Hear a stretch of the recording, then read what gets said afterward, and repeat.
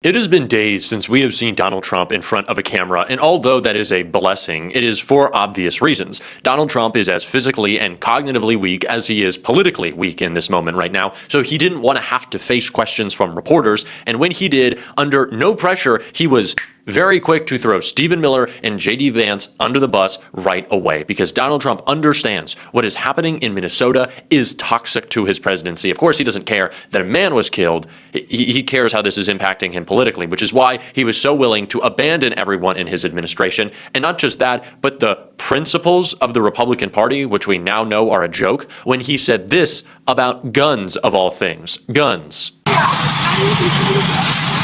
Well, that being said, you can't have guns. You can't walk in with guns. You can't walk in with guns. You can't do that. It's a very unfortunate. Well, quite frankly, you can't have guns, and we don't like guns anymore, and we're on stolen land, and let's do a land acknowledgement. And you know what? I love abortion. We're good on abortion, and I think we love gay people too. This is the Republican Party. Anything for the cult. What is happening? What is happening? They don't like guns anymore? You can't have guns? Donald Trump said that school shootings were a fact of life at an NRA event. And now the NRA is condemning Donald Trump because he says, well, we can't have guns. Why would you have guns? Do you know who shouldn't have guns? ICE. Why does ICE have guns? Now that we're thinking about it, what do they need them for? They're tracking people that their job is to throw people who are American citizens, by the way, more often than not, in the back of cars. They're not tracking down anyone who. Why do they have guns? When has ICE ever needed to discharge a firearm? It is this thing that we consistently see in the broken American policing system when, oh no, someone's getting away. Let's fire 15 rounds at them. You have their license plate, their home address. No one is a criminal fleeing the country. And if they do flee the country, isn't that what you want? I don't get it. How have we done this 360? It is a 360, 180. Math live, it can be tough sometimes. What are we doing? And it only got crazier from there as Donald Trump tried to brag before he threw his boys under the bus. Other than, I would say, just to put it accurately, Minnesota, and in particular Minneapolis, because it's not all of Minnesota, every city that we've gone to has been, like literally, crime has gone down 50, 60, 70, 80. In Washington, it's gone down. There's practically no crime. Washington is a great example, but you take a look at other cities, Memphis, Tennessee, the crime is down 78%. And you know where else it's down? It's down in Minnesota. It's down in Minneapolis.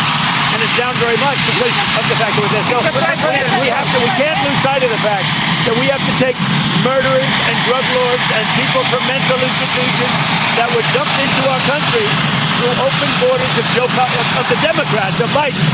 And we're doing a great job. The other thing is Tom Homan, he's there right now. He's with the governor and he's with the mayor. And I hear things are going very nice. So crime is down in Minneapolis, Donald Trump says. Is that counting or not counting the 2 people you have killed? How about that crime? Are we going to talk about ICE crime? And what are these numbers? What are the numbers of crime is down? I don't really get that. I think Donald Trump is also trying to say that he's made these cities so much safer because he's shutting them down. It's something that baffles me. There's going to be a lot of baffled in this video, by the way. I just truly can't. The Republicans saying just stay inside are fucking hypocrites. When it was just stay inside to make sure grandmothers didn't die and people who still have long COVID didn't have to suffer the results of a once-in-a-generation pandemic upending their health for the rest of their life. When it was, hey, could you just wait out a little bit so we don't see 1 million people die? It was my rights and the Constitution. And now that your rights are being stripped away, it's, well, just stay inside, just comply. You fucking cucks. I hate these concerns. Oh my God. I just can't. And neither can Donald Trump. He also just can't with his own administration. Listen to what he had to say about his boys, JD and Stephen Miller. He said Alex Putty's death was justified. Well, we're doing a big investigation. I want to see the investigation. I'm going to be watching over it. I want a very honorable and honest investigation. I have to see it myself. Yes. So clearly that same question was asked to Carolyn Levitt, trying to see if Donald Trump will break and bend on his own people. And he has. He is. Donald Trump is saying Stephen Miller and JD Vance, saying it by not saying it. We're reading between the lines here, but it's very obvious what he's saying. Yeah, they were wrong. They jumped the gun. They said that Alex Preddy was an assassin. That is how they view decency. Republicans are so devoid of decency and empathy that they see a man going to protect a woman, by the way, and Riley Gaines, You disgusting individual. Riley Gaines was another, oh, I didn't get shot by ICE today because I'm not at a protest. Shut the fuck up. Riley Gaines, isn't your whole thing protect women? Alex Preddy died protecting a woman. And so Donald Trump, after seeing how this has gone, the blowback to Kristi Noem, the blowback to Greg Bovino, to J.D. Vance, to Stephen Miller, how politically toxic he is right now, is saying, well, we want an investigation. I think we're going to investigate. What they're going to investigate is saying that they did nothing wrong and that they had every right to do whatever they wanted. That's what Donald Trump will say. But what he means by investigation is, quite frankly, how long can we delay? We did a great job with those Epstein files. Can we delay these files too? That's what they want. Donald Trump wants to escape this moment. I promise you, come Friday, we're going to be invading, I don't know, some other sovereign nation. Donald Trump's going to be like, I heard that Portugal is nice this time of year. Can we do, how about Portugal? I love Portugal. How about we do what's going on with Yemen? Anything in Yemen, please. That's what he's going to do. I guarantee it. Absolutely. That little pause at the end, by the way, was the part of the Trump impression where his brain just shuts off, which it does regularly, go full Mitch McConnell. But yeah, he's going to look for some other distraction because the investigation is really Donald Trump not answering because he knows he can, throwing J.D. Vance under the bus, not coming to the defense of Stephen Miller. And it's no surprise. It's no surprise. But you know what is a surprise? What Donald Trump had to say right here. Well, I'm looking at that whole situation. I love everybody. I love all of our people. I love his family. And it's a very sad situation. Yeah, please. Yeah, this is the complete 180. We love everybody, and everybody's fantastic. Everyone is, we love. It's just love. It's all love from us. We love, and that's great. And the Democrats, they have a war on love. Yeah, we have reached rock bottom Trump messaging rapid response. If we are at the point of, well, we just love everyone and want to see things be so fantastic and nice. And did you see the Melania movie? It sold 0 tickets. No tickets for Melania. And that movie's about love. Every story is about love. This is the bottom of the barrel. It just really just truly doesn't get much worse than this. And it's funny because you would think in a moment like this, like I said, Donald Trump's going to want to invade some other sovereign nation. He would maybe be playing up the Venezuela stuff. But when he was asked about Venezuela, well, what did Trump say?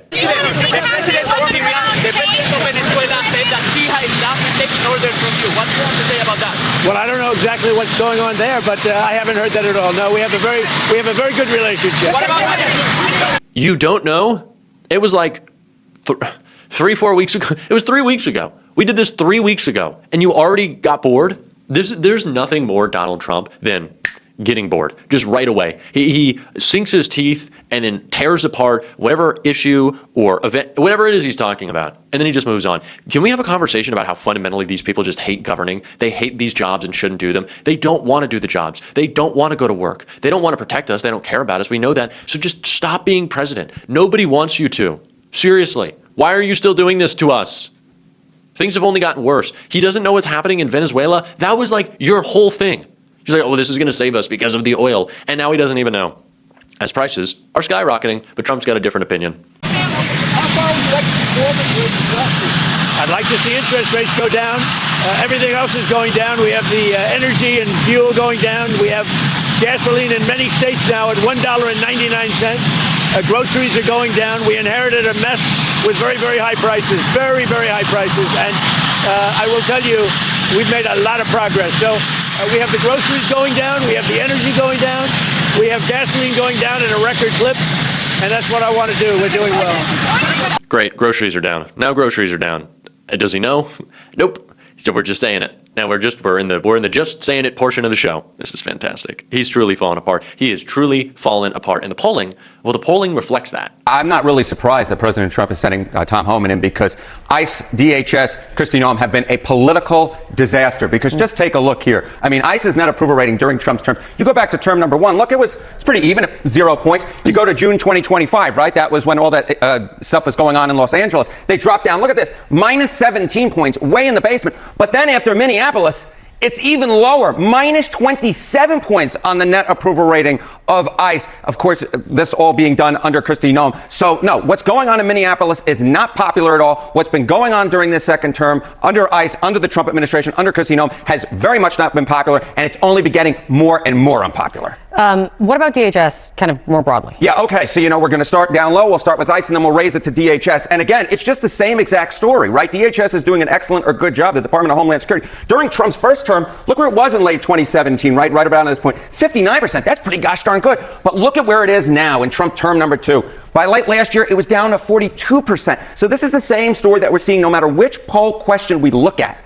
The popularity of ICE, of DHS, has completely fallen under the second Trump term, the second Trump administration, where what we were seeing during Trump's term number one was, hey, ICE, DHS, pretty popular, certainly not unpopular, but all the actions in Minneapolis, in Los Angeles, in these major American cities have been very much rejected by the American people. It has been a political disaster for the second Trump administration. It is only going to get worse for Donald Trump, and it will only get worse if we continue the pressure. And I think the pressure is working. They're bending. They're breaking. I think I've seen more outrage from people I did not expect to want to talk about politics than ever before. And this comes at a time in which social media platforms are trying to stop us from talking about politics. So let's be louder. We're going to be on this show. The best way to support that is by subscribing, by leaving a like, by dropping a blue heart in the comments. We're going to keep on fighting, y'all. Don't let them silence you. Until next time, I'll see you soon.